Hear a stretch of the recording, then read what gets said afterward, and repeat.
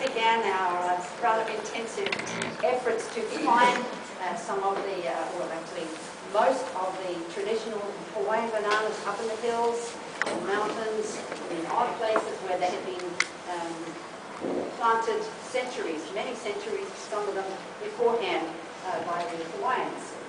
Now if you go out to Hawaii, come to Florida, you know, you might think, well, I'm going out to see the Hawaiian bananas, I'll see these Hawaiianas and Purus and so forth all over the place, everybody's going to have one of these lovely a'e's. But if you go out there, and I'm sure many of you have, you've probably not seen very many of these traditional varieties at all, unless you specifically sought some out in botanical gardens, and not very many of the botanical gardens have them anyway. You went hiking up in the mountains, you may have seen some, but you probably didn't. So the story, the very sad story about the traditional bananas of Hawaii, and in most of the Pacific, except Vanuatu, a little bit there, probably the Solomon Islands, is that they are extraordinarily rare.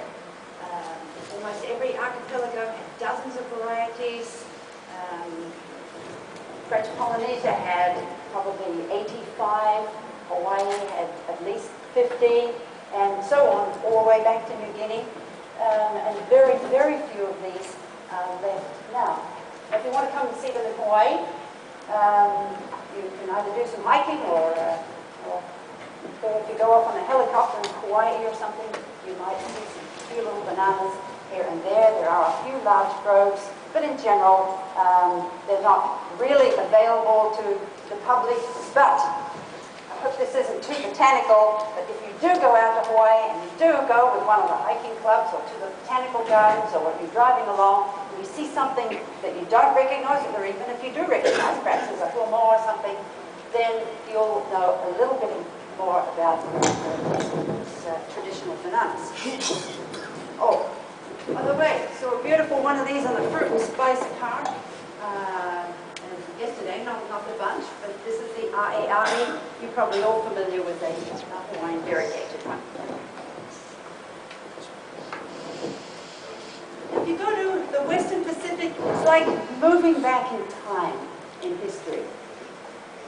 This is where you can find some of these precious Polynesian oceanic heirlooms by the truckload. It is such a delight to go to places. This is on a Fate, trucks coming in like this, just literally tons of them every morning coming into the market and Port Vila and on some of the outer islands of Vanuatu as well. You'll find that in the most, or the least westernized of the islands, you have more of the traditional bananas, and the more people are dependent upon them for their calories and sustenance, and the more they appreciate them.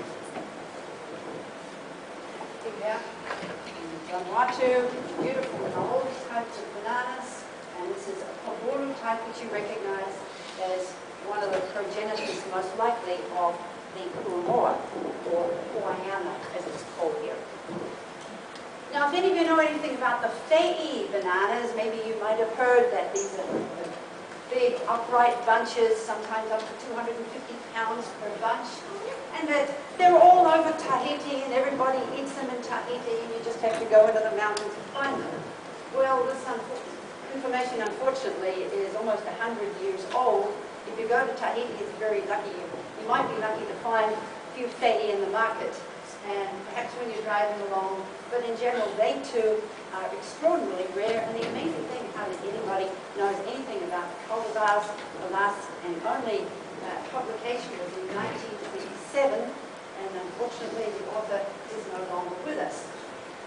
But with a little bit of money from our good friend Microsoft, to try out Bill Gates, who is apparently quite concerned about saving many of the world's seeds and seed crops. He's provided $25 million for various international organizations to get together and decide on which of the Polynesian root crops and bananas should be saved in perpetuity, and in a couple of weeks they'll be I've been meeting in Queensland, which unfortunately Frank and I will be going to, so we'll have some kind of input into deciding with various banana people from all over the Pacific which varieties are the best and which ones are worthy of saving. This looks like a roadside stand, and it is, but there's really only one of these in Tahiti, and the best place to see Tahiti, if you're ever down in French Polynesia, is to go around the 1st of October where they have an agricultural fair.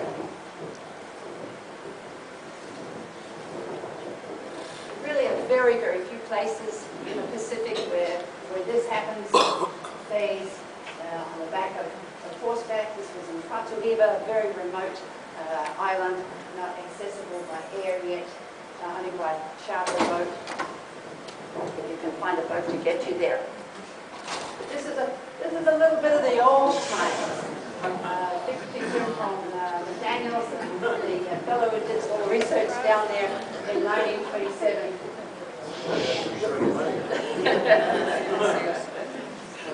See a little bit more of that later. So, what kind of bananas do we have? What are they? Well, we talk about them as being bananas, but in actual fact, most of them are Pacific plantain, most of them are plantains, but they're not platanos that you know here. Not the West Indian types of plantains, which were originally from Africa.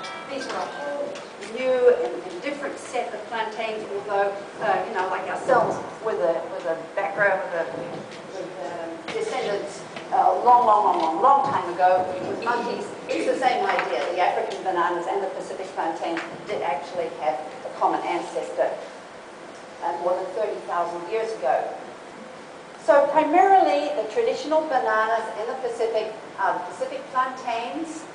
Some of you know the Iwalena, the Maole, Popu'ulu, and in the Western Pacific particularly you have some of the Maole Popu'ulu types which hadn't yet differentiated into Maoles and Popu'ulus.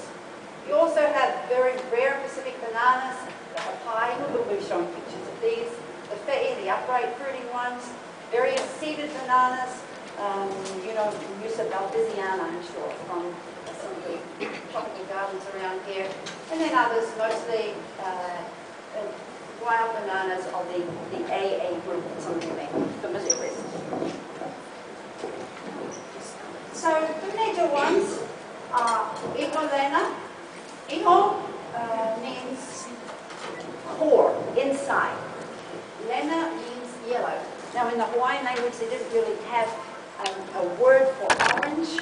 It's salmon colored, and so yellow covered the whole spectrum from pale yellow all the way to salmon and kind of reddish yellow. And these are probably, some of you already grow these. You know that they're very high in vitamin A, vitamin A, and have this gorgeous salmon color. They're not, and you see that they have their pointed fruits at both ends, often kind of pitched in apex. The Maoles, more like sausages, either straight or slightly curved, and the Popu'ulus, which are exemplified by the Huamoa or Hawaiiano type. So how do you recognize an Iwalena? Well, these fortunately, in Hawaii are the commonest wild bananas. We call them wild bananas with quotations around them because all bananas, as you probably know, originated in Southeast Asia, and so there are probably no truly wild bananas east of about the Solomon Islands, Vanuatu and Fiji area. So if you're hiking around and you see this colored leaf, it can be reddish, bronzy colored, mauve, silvery mauve, or even a dark reddish. This is an extremely rare one, probably extinct. This is your key to finding the Iwalenas, and it occurs all just in the keiki, the tiny suckers, so it's very easy to recognize. Now, we don't have time to go too much into the cultural aspect of the Hawaiian traditional plantains, but I'll try and bring in a little bit every now and again. I would rather like this little quotation. This is Abraham Fornander is one of the standard historical references. And a lovely girl's skin was compared to that freshly unfolding banana leaf, which of course must have been the Iwalena. because those of you who grow this color, you know it's firm and silky and really very, very nice and sensuous. So how do you recognize an Eholena type? As we've seen, the shape of the fruit is pointed at both ends. The young fruits are a distinct pale green. The individual fruits stick out at right angles to the axis almost all the way to maturity. Rather a loose bunch. And we haven't actually seen your red, what you call red Ehol. I think I call it Ivoline here. Is that right? Is that the right pronounce? Is that how you pronounce it here? Ivoline. Ivoline. Ivoline. Okay. Okay. So in Hawaii, I'm using the Hawaiian language. We call it Eholena. So I will use that name because it's more familiar to me. So normally they have the red hirako, and I think the red one does also. Fruits angular, even all the way to maturity. Now, not all the Eholena cultivars have this long pointed apex. Some of them are rather short pointed.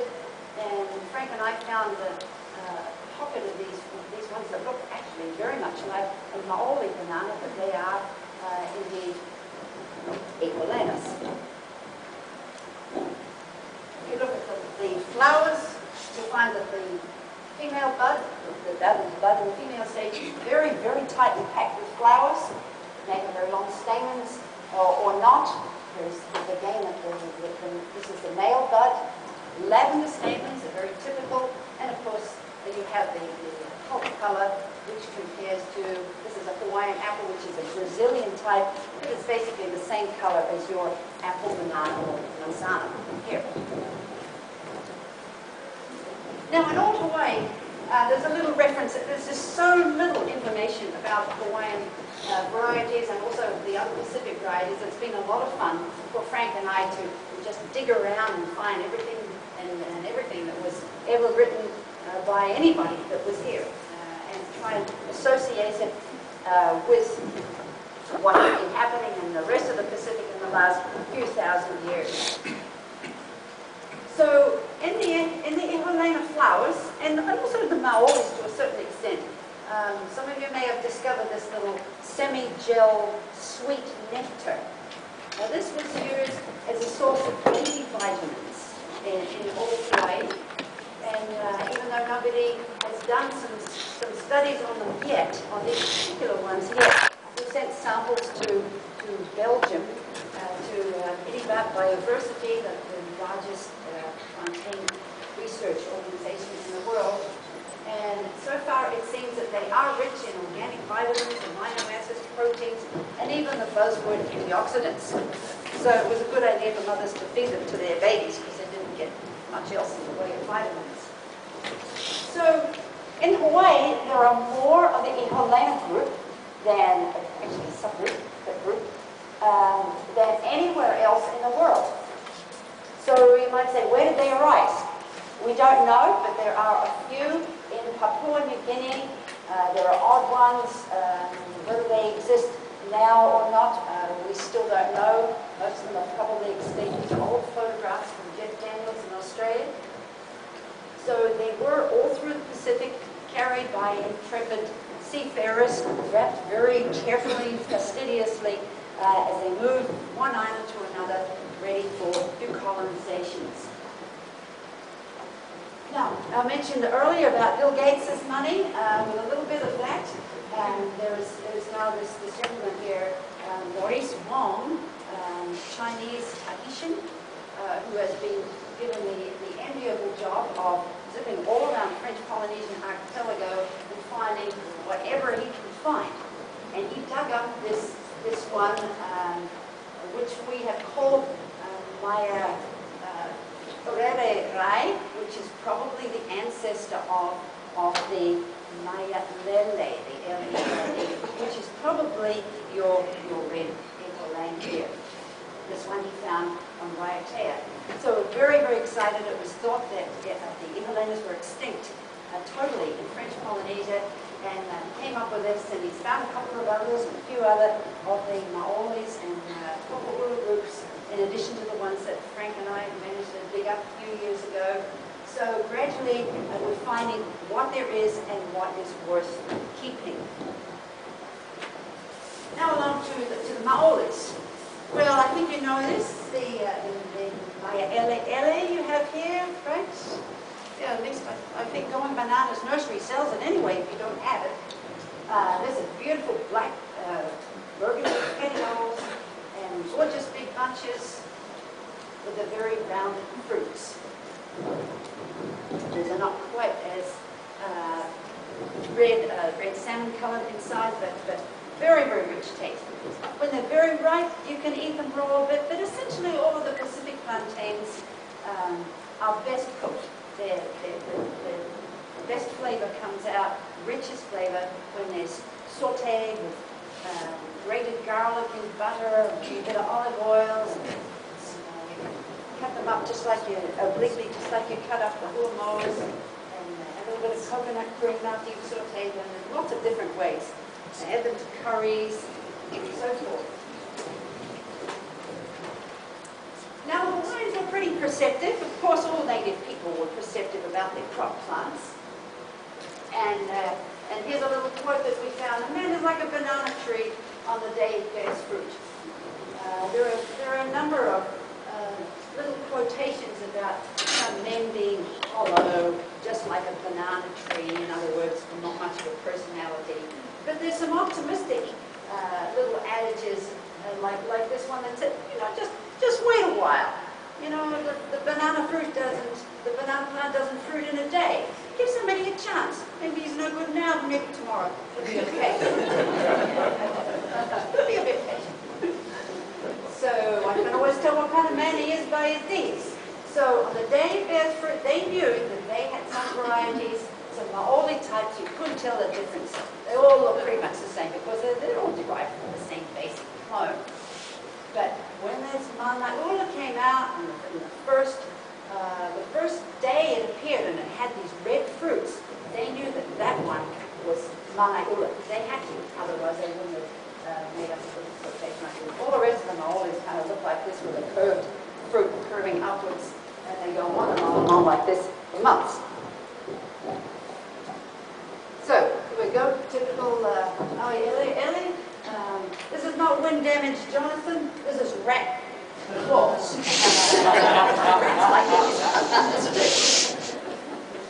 I'm sure you know rat damage too. To give you an idea of size, what you call dwarf Cavendish here, we call Chinese. So, Chinese in comparison of the Maori. See, much more rounded apex.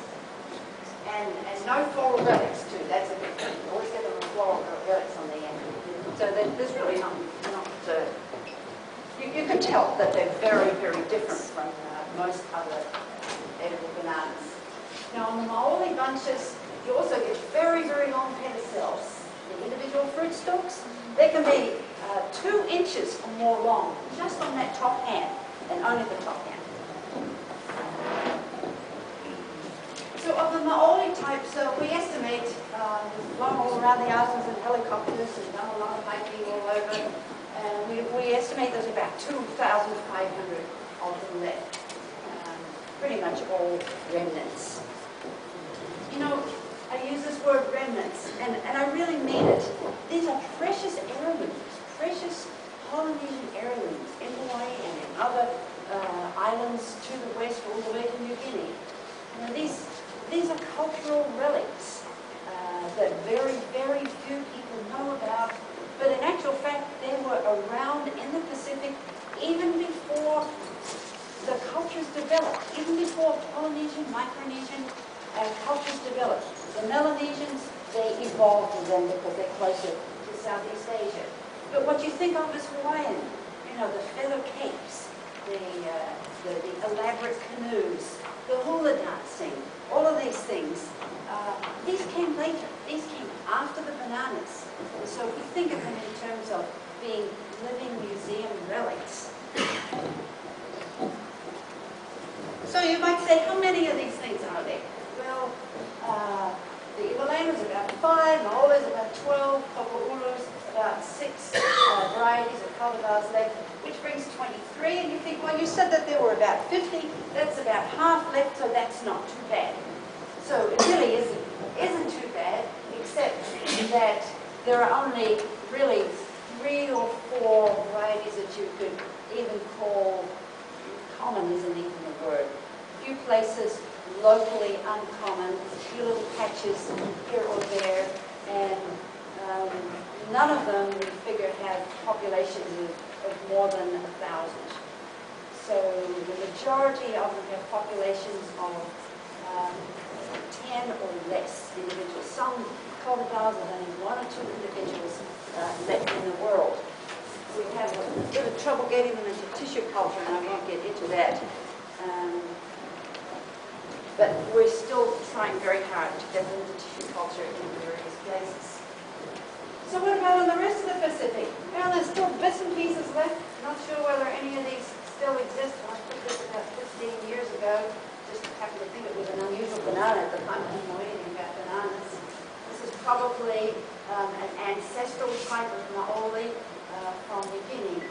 Now, this I forgot to put. It's not my picture from Jeff Daniels from many years ago. One of the fun things about traveling around French Polynesia was that we went with Bob Suggs, who was a graduate student back in the early 1960s, and he discovered Lapita pottery in the Marquesas. And this had only previously been known from Fiji, and so he turned the whole colonization and the knowledge of colonization of the Pacific upside down. So he was fluent in Polynesia, in the Marquesan language. He knew everybody there. Just everywhere we went, there'd be people who would wave at him, even though he hadn't been there for many, many years. So we were able to talk to just about anybody that knew anything about bananas. But this was a fortuitous encounter. Ran across these people who were just walking down their first day in Nukuhiva, and we absolutely gasped at the maolis and said, "Oh, please, please, please, any more of these?" So they took us up to these couple of growers, and they just happened to have the most perfect bunch there. This picture shows you how large they are. So we've studied, we're actually, Frank and I have been working on describing pretty much all of these Hawaiian and Pacific varieties, because most of them were not described before, or if they were described, they were inadequately. And so it looks like this is the ancestor of the one that we call Maoli Hai in Hawaii. So what we're trying to do is study the ones from Hawaii. We know those so well that we've moved into the Pacific, and we're trying to relate the relationships and the evolution throughout the Pacific. Some of the pretty big bunches. This is back in Captain Cook's time. This one is probably the Maoli Hai, which was used as an offering in the sacred heiau. So they were planted around the religious sites. Now on to Pupu'orus. Now I think this is probably the one that you know best here. Is that correct? The Hawaiiano, the Pulumoa type? Yeah, I hear it's very popular with the Cuban community, or the Latin community. And indeed, we have nothing against the good old-fashioned platano, but actually all these Pacific plantains, we prefer them by far in taste to the old platano, and most of the people that we cook for enjoy them more as well. Of course, these ones are fresh when we get them, and the platano has come a very, very, very long way, and it's picked green anyway, so perhaps it's not a very fair comparison. So these people, you'd call these obese. They really are fat. They're overindulgent. They're just about bursting at the seams, and they have a very distinct length to diameter ratio, which is very different, as you can see, from maolis. Just obese sausages, basically. Very blunt apex. Now this word pumaolu, I thought you might be interested in this. The missionaries came to Hawaii, and they didn't like anything that was a little bit shady or a little bit, morally degrading. And so So maybe, I don't know whether they had anything to do with the bananas, but certainly in the rest of the language, they didn't like any of these naughty words like you have in the rest of the Pacific. You go down to French Polynesia, and every one of the native bananas down there has got a, you know, an unmentionable name that everybody thinks is funny. So up in Hawaii, you know, Popo'ulu, oh, ball-shaped like a breadfruit. Yeah, ball-shaped like a breadfruit. Well, if you look at the Tahitian dictionary, I found this word Popo'ulu, which is exactly the same word as Popo'ulu, same spelling and everything. The R's and the L's are interchangeable. So, well, you can read that for yourself and decide for yourself where you think that Popo'ulu originates. So, what does Popo'ulus look like? Well, you've got a few little flimsy little floral relics here, very, very square end, a typical male bud degenerating quickly on small raphis here. The immature fruits almost always have these very longitudinal pleats. And the reason for that is they'll develop in 65 days. They mature in 65 days by the harvest. And so you have all these immature, you have all these longitudinal pleats, which you'll get for about 50, 55 days, and then suddenly they fill out. At least they do in Hawaii. Do they do that here too? Suddenly they fill out. So this is kind of an accordion way of filling out, and it seems to be related to the very short bud harvest. You also often get this papery core too, so I imagine that most of the Latins eat them in a greener state before they get too ripe and that gets kind of papery and not too interesting. Now the huamor, we still need to learn more about the huamor in Florida, but it is quite famous for having two types. You either have your regular bunch like we just saw, or you have the moa type, which has exceptionally large fruit. Now these can get up to about 8 inches long by 4.5 or 5 inches wide. Some of them extremely oval. But you only get a few of them on a bunch, and then they don't really form in regular hands, like a regular bunch. Seems to be related to the Ho'ohuamene in Tahiti, which is extraordinarily rare. There's only one plant left. I'll tell you what Huamene means. And probably Mangaro, Akamau in the Cook Islands. This is an old picture, and I'm not sure whether it still exists, but hopefully we'll find out in a couple of weeks. Now the Tongans, they love these bananas. They're just like the Latins here in Florida and down in the West Indies. You can always tell a Tongan garden when you're driving by because they always have either the Pukalinga hina or the Pukalinga kula. We don't know what the meaning of Pukalinga is. No matter the Tongans, they don't know. They just say, oh, it's just a banana name. Kula means red, and hina means white, or meaning not red, pale green. So these are beautiful ones, very tasty, very much like the huamor. They grow very easily, and because they weren't planted up in the hills, they tend to be more vigorous than the Hawaiian types. Down in Vanuatu, a very rare red, dark red skinned huamor type, and another one, another Pukalinga variant with a very even darker red skin. Again, both of those, this one is probably extinct. This one is extraordinarily rare. You know, when I say extraordinarily rare, I mean just maybe a few plants left, and that's it. Okay, so on to Pacific bananas. All these are Pacific bananas. Maybe you've heard about hapai. Hapai means pregnant. And this is found in Kanu Garden, and it has an interesting story. There was a Japanese farmer on the big island of Hawaii in about the 1960s, and he was growing all kinds of bananas, and I thought some of them he didn't know what they were, and he had this little group of bananas in the back, and they'd never really given him any fruit, and so one day he went out there with his machine and said, junk bananas, let's get rid of it. Slashed it off, and then all these little bananas popped out from the middle. So he was a bit superstitious, and he said, oh my God, what have I done? So they heard of a banana that had babies inside. So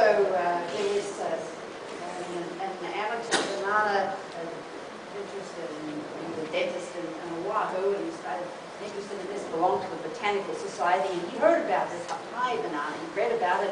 Nothing was known about it, of course, except just in a couple of sentences I'll show you in a minute. And so somebody said, well, why don't we contact Dr. Brash? So they contacted him. He flew over immediately, just absolutely went ape, and took back the sucker, and took back this whole thing. This is not the same one, of course. And just so happened that there was a Hawaiian Botanical Society meeting on the following Monday. So he took in this little prize and says, see, I told her there's pregnant bananas. So that is the origin of all these bananas, all these Hawaii bananas that we have in Hawaii. And there's, Frank and I found about 6 or 7 of them. So it was pretty exciting. As far as we know, nobody had ever photographed this before. So a couple of years ago, the director of Kahanu Garden, which is kind of a sister garden to the Kampong, with the National Botanical Garden, kept on calling us and saying, she's pregnant, she's pregnant. I think she's just about due. I think you don't come over. So we said, okay, you do. Give me the doctor. Oops. And so unfortunately, he wouldn't allow himself to be the doctor, and so he ended up, redoing it. It was fun. It was really fun. And then there was another one at the Amy Greenwell Botanical Garden with the director there, Peter Van Dyke. Some of you may know him. So we were very excited to get these pictures of the pregnant banana. Put it on some black velvet.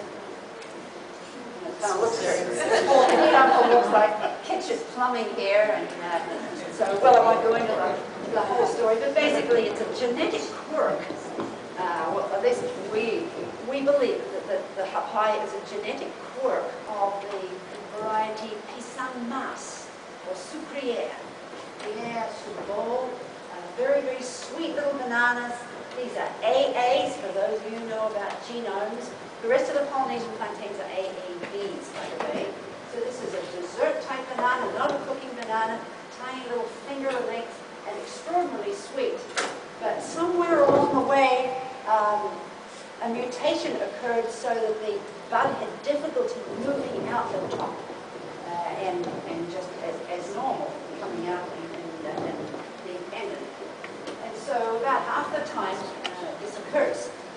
And we've asked around, all around the Pacific, and we found out that it also occurs in New Britain, which is part of Papua New Guinea, in Vanuatu. Somebody saw it once many years ago, and we also found one small grove in Tahiti, where they call it hapu. And we went to visit this farmer. Actually, he basically has a collection of most of the traditional bananas that are left in Polynesia. And he said, I want to show you this weird banana. He says, everybody telling me, this banana's sick, malad, something wrong, get rid of it. And he says, I had a funny feeling that there might be something special. I want to show it to you. So we were so excited to see it, and he was also very excited to find out that, yes, indeed, it was a traditional Tahitian banana, and that he better keep it because it was the only one left. So it is a little bit odd. You see the delivery, so to speak, and the outcomes normally. See, this looks like a double A, typical double A, like you use Chimanadas, a green or something like that. Sometimes they get choked, they don't come out properly, and other times they kind of wiggle their way out the side of the trunk. See, this is about halfway up the trunk here, and usually great distortions. And in the Marquesas, we kind of found out that it was related to women having difficulties in childbirth. So that's a whole other factual thing that we don't have time to go into. Now, those of you who have grown the dwarf cavendish, especially in the cold areas here, you've probably seen maybe once or twice that the dwarf cavendish can have its babies inside as well. So it's just called choking, and the cavendish variety, especially the dwarf ones, are particularly prone to it. So here we go. Here's Then might be some mass or here. This is what he looks like. So until the time we started studying them, this is all was known about the Hawaii banana.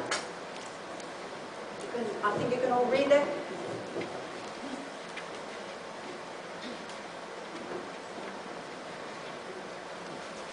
Actually, when the bananas are ripe inside, it starts getting rotten, and so it's a little bit right. Now, we are botanists, various botanists looking for bananas all over the Hawaiian Islands, and we get into more remote areas, and we have time to get into, camping up there for weeks at a time. And Ken Wood, who's an NTBG botanist, and Mr. Tropical Botanic Garden botanist, sent us this picture. Found this fallen banana trunk up in West Maui with a funny looking bud sticking straight up, and we wondered what it was. So this is actually the first wild in quotes, banana that we found. So they may have been a little bit more common than we know. Okay, now on to the Pacific Fei. These are the upright fruiting bananas. These are obligate cooking bananas. You definitely do not want to pick one of these and start eating it. It's extremely astringent. Every variety, they're just not made to be eaten raw. They need to be boiled, baked, roasted. We found the best way is to roast them with a roast pan or something like that, and give them nice juices, or you can add coconut cream to them. They're not really as tasty, we find, as the Pacific plantains, a lot more starchy, so they're going to fill you up a lot quicker. And as you see, one of their main characteristics is that they have bloody sap. Now, many eons ago, in the legends in Tahiti and Samoa talk about the two different kinds of bananas, and you can read that. Right.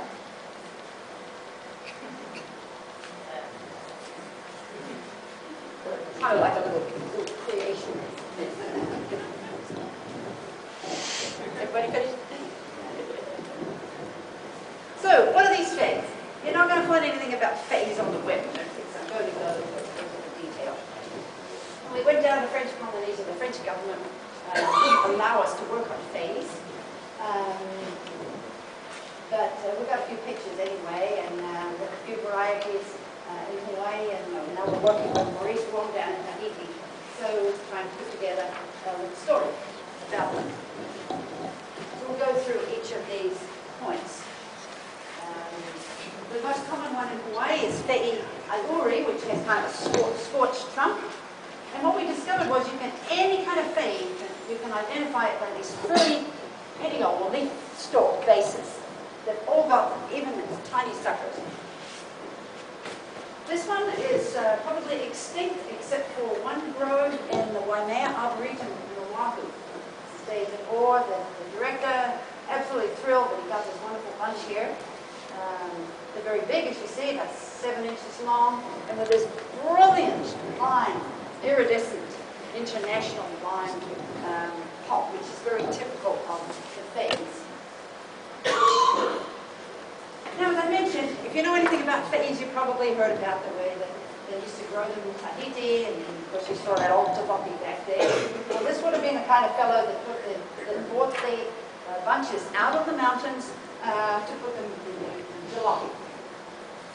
So these are very, very strong fellows, usually starting at about 12 or 13 years old. They go miles into the interior, up the valleys, and then bring out these bunches. Each one of these bunches, these particular ones, probably certainly over 100 pounds, maybe 175 or something like that. Some of the bunches get so big that they were harvested with pickup trucks.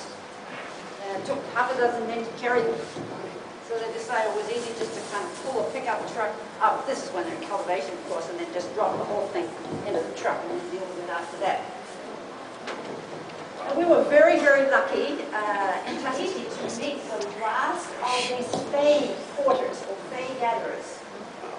He's the son of a Marquesan mother and a Czech father who came as a missionary way back in the late 1800s.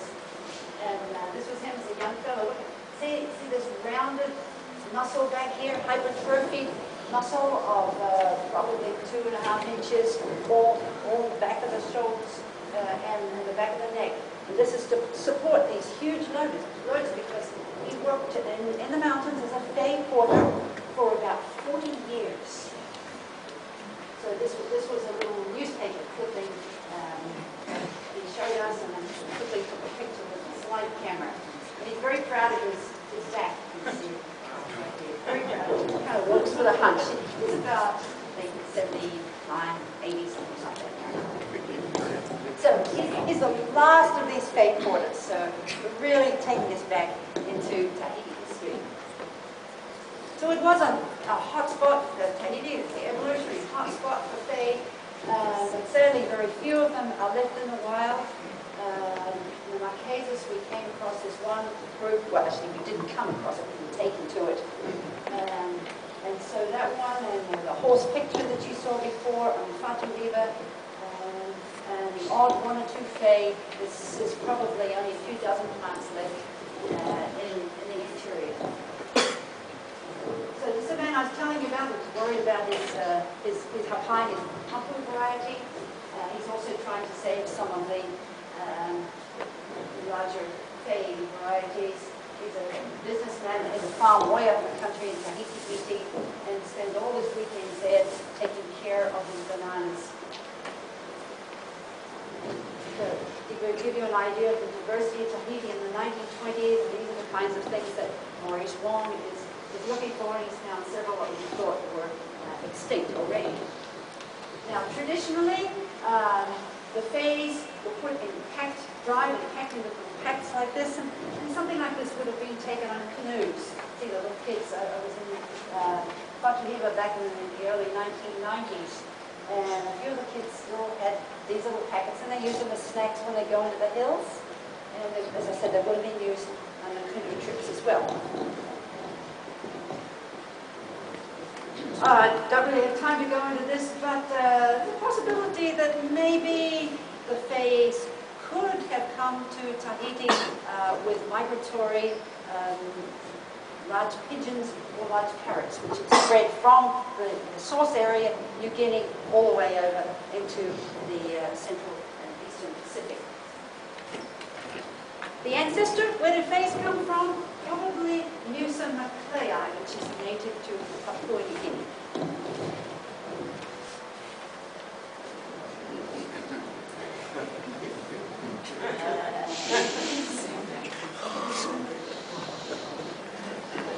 So, where do these come from? Well, we've talked a little bit about the source area in Southeast Asia and how they were brought on canoes, tiny little canoes, beginning, and then larger and larger canoes over larger and larger distances. So your main hotspot for banana diversity, as I'm sure most of you know, is this Southeast Asia area moving into Papua New Guinea. And the platanos, for instance, they moved from Indonesia over to Africa, and there they evolved over there and then back to the West Indies. But the Pacific plantains came from the same area, and they moved this way, and also the fays. The fays are not hybrids. They're not seedless. They're not seedless hybrids. Most of them are seedless, but they're a totally different group. It's Musa troglodyterum. It's another species from the hybrids that we know of today, which are descended from the wild-seeded Musa acuminata and Musa barbesiana. And if you don't know what they are, there's some in fruit right now at Fairchild Gardens of both of these. So these are photographs. Jeff Daniels and Marco Hakkanen, who specialize in Southeast Asian bananas, and Marco with the ornamentals. And so this is a typical seeded banana, which would have been the ancestor of all the Pacific plantains. Musa acuminata banksii, sometimes it's called just Musa banksii now. These are the typical Musa acuminatas. You've seen these, I'm sure, at Fairchild. The greener, these are all the male flowers of pollen. And so in Southeast Asia, the sunbirds particularly are the main pollinators, but also the Japanese also the various white eyes which evolved in that area. This is a white eye, and we haven't introduced Japanese white eye in Hawaii, and he loves visiting our Musa Cumanata zebrina, and so we do some taking at our place. So we usually get seeded fruit. Roosevelt Louisiana, well, this is extremely varied. Only now are people starting to realize that there's a tremendous variety of Roosevelt Louisianas. This was the paternal parent of all the Cebus hybrids today. Some have white flowers, both the male and female flowers, like some we have here in Florida. This is a common one we have in Maui, which was introduced from the Philippines for the fiber industry that never eventuated. Here's some individual seeds, and here's the pollen. So the Hawaiian banana origins and also the Pacific origins, they really date back to about 30,000 years to Southeast Asia and to New Guinea. In every one of the cultures, they had their great gods in the midst of time bringing these bananas inexorably eastwards, one archipelago to another, always wrapping them carefully, as with all their other seedless food plants. Because surprisingly, almost all of the food plants that oceanic peoples brought with them could not be bought as seeds. You know, sweet potatoes, taro, breadfruit, bananas, they all had to be bought in the non-seedless form because they didn't have seeds. Talking about seeds, this banana necklace here, if any of you want to look at it, it's right around my neck. There's some different kind of banana seeds. Both of these are from New Guinea.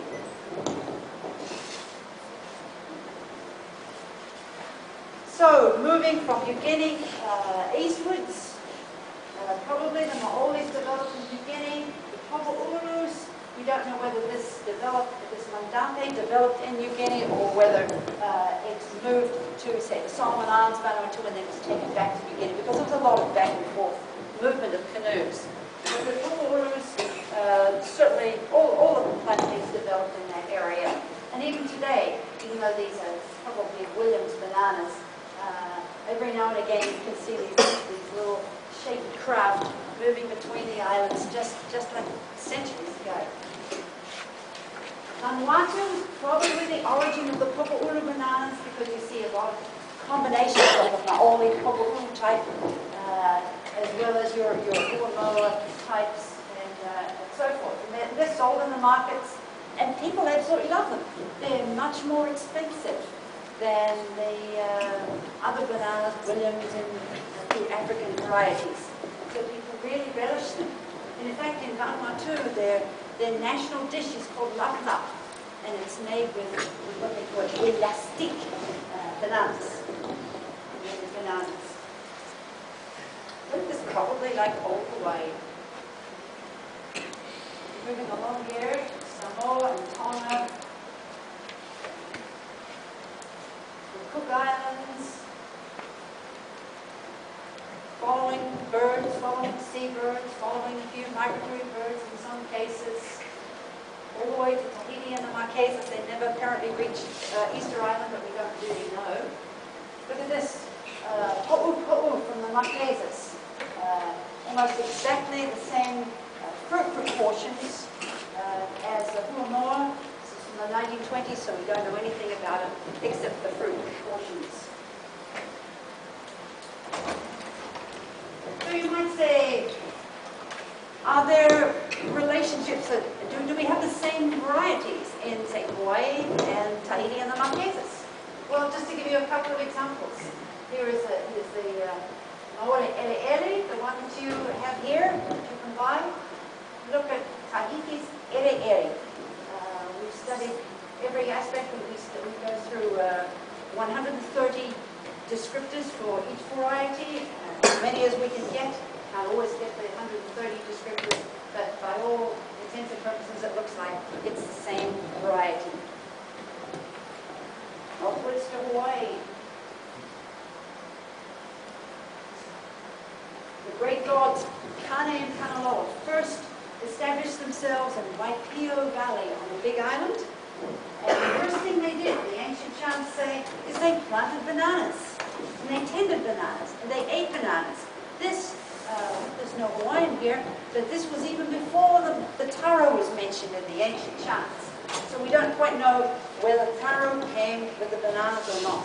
But certainly there are a couple of ancient chants that talk about bananas coming first to Waipio Valley.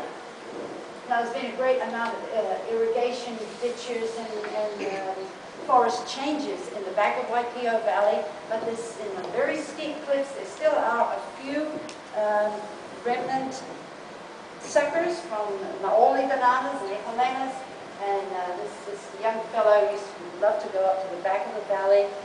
It's many hours hiking. You've got to stay overnight. He brought back a few suckers, and this was the first Maoli bunch. So you can see that big smile on his face. In Hawaii, it's considered that bananas were not at all important in the culture, but we hope to prove a point that they were actually very much alive in the culture in the early days because of people were carrying on the South Pacific traditions. The stories about the animals and people, some of the demigods, part human, part divine, using bananas. All these are in the literature, but I don't know, I guess they've just been overlooked. Now, probably all of you have heard about Menahunis, the first inhabitants of the Hawaiian Islands. So these are supposed to be the little people, little hairy, fat people that lived up in the mountains and subsisted on bananas and freshwater shrimp. Now, the last record of the Menahunis, people actually claiming that they were of Menahuni descent, was in a census in 1860, and there were 64 people who claimed that they were Menahunis. And this was from this area called the La'au Ridge in Wainiha Valley. This ridge up here goes all the way back to Mount Waialeale, which is the wettest place on Earth, and certainly the wettest place in Hawaii. And this is Wainiha Valley, goes all the way back here, and it's a god awful place to eke out an existence. So these poor people were probably pushed by social factors, by incoming Tahitians or other invaders, further and further back into the hills, living on, apparently, bananas and shrimp. There's been a lot of popularization of them, of course. But we believe that they were true mountain men, and they were probably rather stunted because they didn't have a whole lot of protein, and they subsisted on bananas. We've had an artist do several commissioned paintings for us. So here we have a little family of Menahunis living up with all the beautiful waterfalls and in the rugged, steep areas. We said we wanted it steep, absolutely no flat land at all. She couldn't imagine that anybody could live where there was no flat land. So this banana clothing here. This was used for about 1,100 years before paper mulberry was introduced into Hawaii. And this is a banana leaf shelter here. And this is the ia vine that we were talking about on Friday night. Baskets made out of the ia vine roots to catch the shrimp in the streams. So bananas were so important that up till the time Frank and I took our helicopter trip up there, nobody even realized there were any bananas up there, because apparently, you know, there'd been helicopters up there before, but nobody really thought about what was down there. So we found some of the most extensive groves of bananas in the whole Hawaiian Islands. So we were very excited about this. They were in the base of every waterfall and every little gully and gully. It was really very exciting for us. And so now we believe in Menahunis. So we've only got a few more minutes left, so I'm just going to whip through this. A few of the modern banana varieties that we have in the Pacific. We have those from the commercial banana industry. We have rapidly disappearing Polynesian ones that we've just been talking about. And then we have our waves of immigrants, just like you've had, but we've had mostly the Filipinos come in and bring those.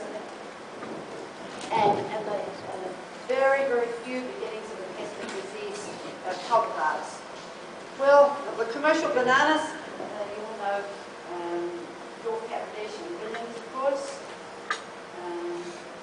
Well, Michel of Bluefields was extremely important commercially up till about 1965. And the Panama disease was wiping out this variety in the rest of the world, and it wiped it out in Hawaii too. The strange thing was, well, maybe you won't be too surprised.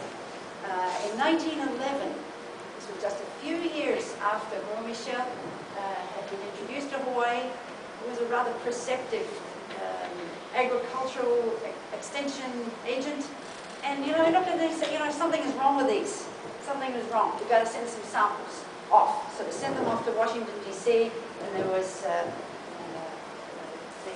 verdict came back, this looks like Panama disease, Panama wilt. We recommend that you destroy all your bananas in the Hawaiian Islands, all your commercial plantations, because this is what's ruining the commercial banana industry in the rest of the world. Well, nobody wanted to do that.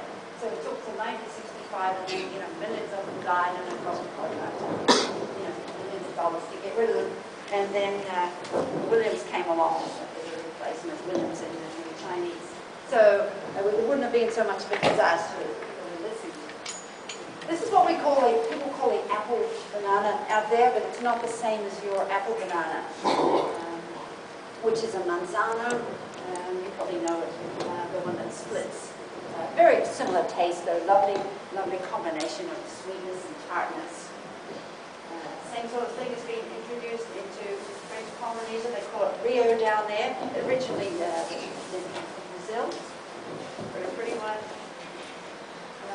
These are common in the horn plantains that you're very familiar with. People really love the starchy cooking bananas all over the Pacific. And very popularly grown. Now here we have the Bugoi group. Yeah, I was interested, Jonathan, to see that the Bugoi is a very popular variety here, cooking banana. This is one of our favorites as well.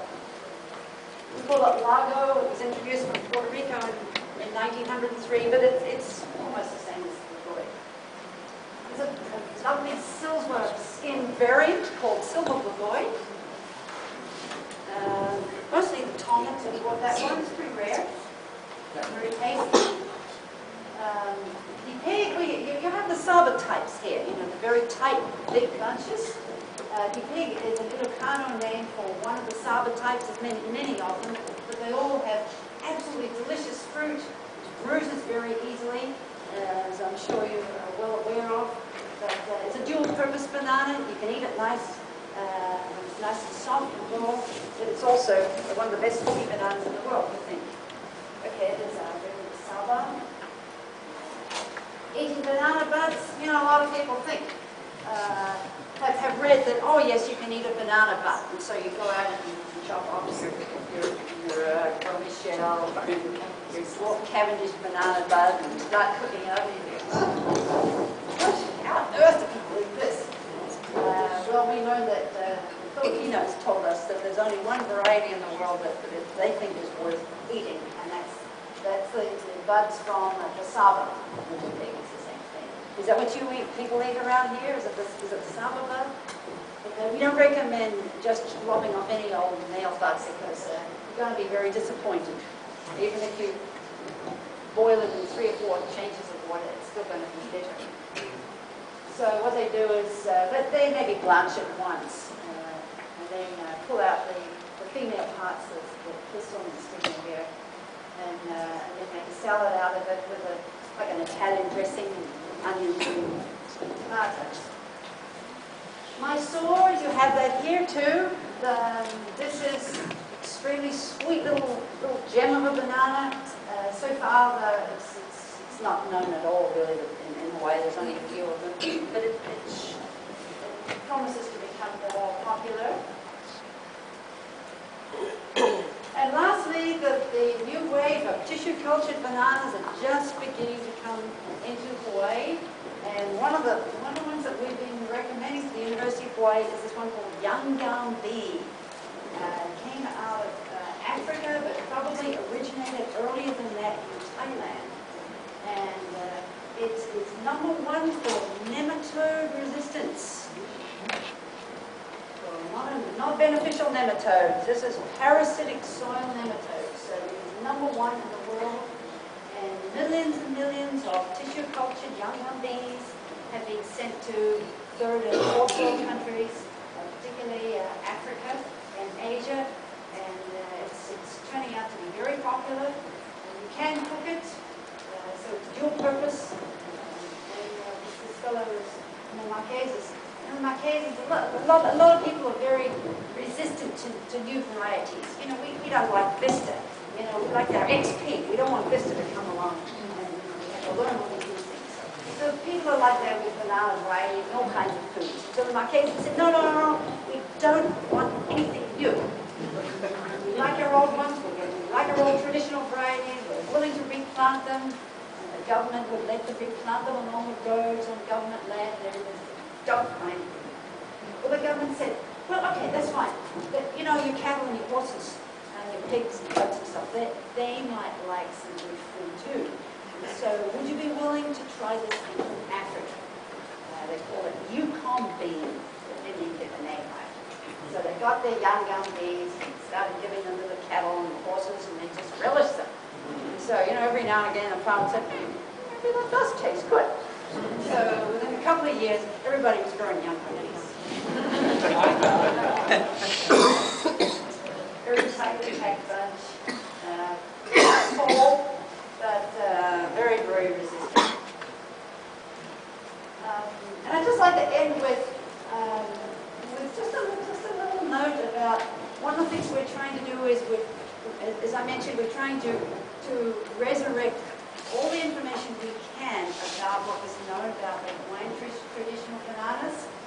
And we've resurrected a couple of these demigods and goddesses, and one of them is Ina Ea. Now, I just found this a little you know, half a sentence in the Hawaiian dictionary about Ina Ea, how she took the form of the Iolana Lele bananas, she represented sunrise and sunset, and she healed children with a disease, an oral thrush disease that we called air. And this was, we found out about thrush disease, and it turns out that it was quite a common affliction due to malnutrition. Babies didn't have enough vitamins and minerals, and particularly the Hawaiians were very low on their provitamin A. And so here is this painting that Robin Rakama did for us. Here's this beautiful goddess wafting out of the sunrise with a bunch of lele bananas, and inside these are orange to match the sunset, and she has a corona here of flowers from the lele, the pilali, the nectar, which would give the babies their vitamins. And so maybe we can resurrect some of these old ideas of the Hawaiians. They obviously knew that the lele banana was very good for children, very good for anybody that was sick. And it was probably those that needed, they probably just needed some more vitamin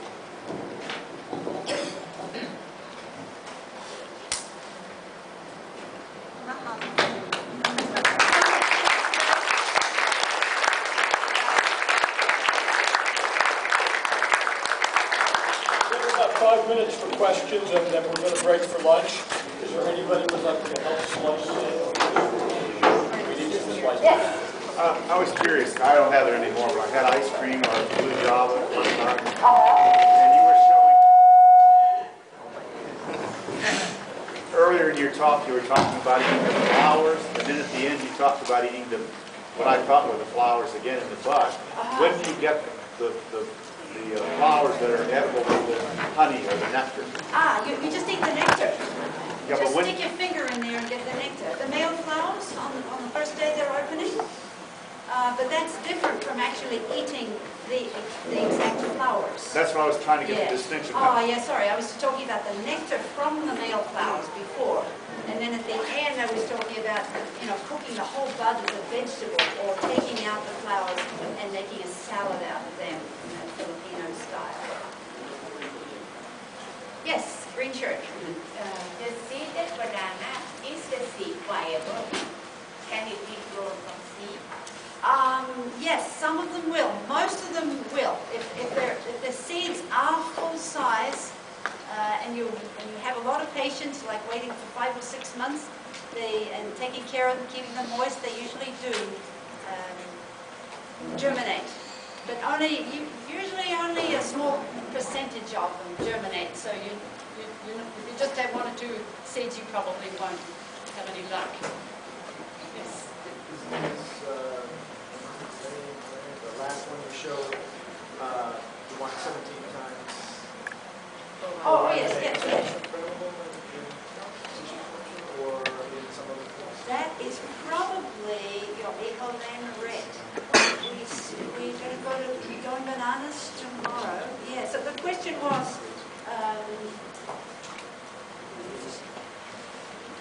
yes, we were talking about myeletta, which is recently found to have 70 times the amount of provitamin A than any other hybrid banana tested. This one is probably what you call Ecolan red, but we haven't seen any growing on the mainland yet, and we've never been able to find out whether it was indeed myeletta, but we're pretty sure that it is. The lele bananas, unfortunately, all the Evolanas have trouble with nematodes, as you probably know, and the corn borers are very bad as well. So all the Polynesian plantains really take extra work. You can't just stick them in the ground and forget about them and expect beautiful big bunches.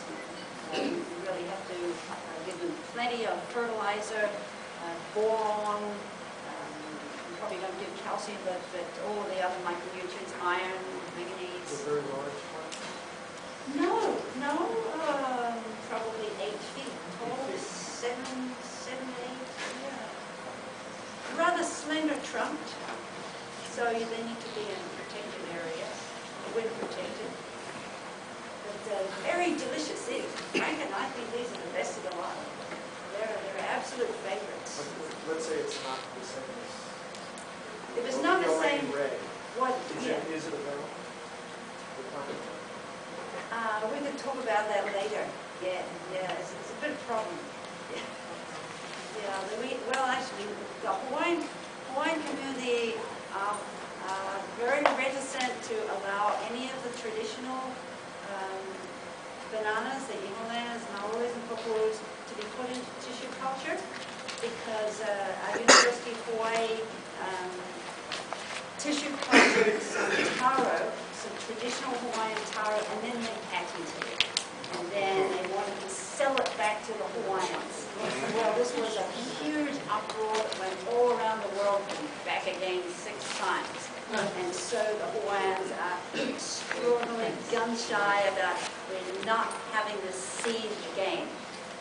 But this is definitely one, the Evolena lele, that we are going to recommend at this Queensland conference that I mentioned to you about, to be put into tissue culture, and perhaps with a little pressure from Biodiversity International and the South Pacific Commission, we might at least be able to get it in tissue culture. Because it's a fabulous banana, and of course very nutritious, and it has the possibility of helping many thousands of children in Pacific Islands as well. Yes? Angela, we already have the red isolated in tissue culture here in Florida now. Oh, so It's available. all right. All right, thank you. Thank you. Did everybody hear that? It is available. Just go to Going Bananas, down back there. Be happy to pass it along. You have your collections, selected repositories for your collection, and do you have a concession? For the most part now, the collections we've got from the wild, we put them into Halu Garden, NTPG, and Maui Nui Botanic Garden, and Kahului. So these are both on the island of Maui because we haven't had too much trouble with banana bunchy top virus. This is a big problem on the other islands. So Maui isn't entirely free, but certainly for large areas around those botanic gardens and where Frank and I live, there's no bunchy top. So that's another problem that we have to deal with, and why we need to get these in the other varieties in tissue culture. Do you have the second presentation with you? Yes, we do. Yes. Okay, I think that's all. it is Thank time you. I'll now be for around. lunch. So we've got about half an hour.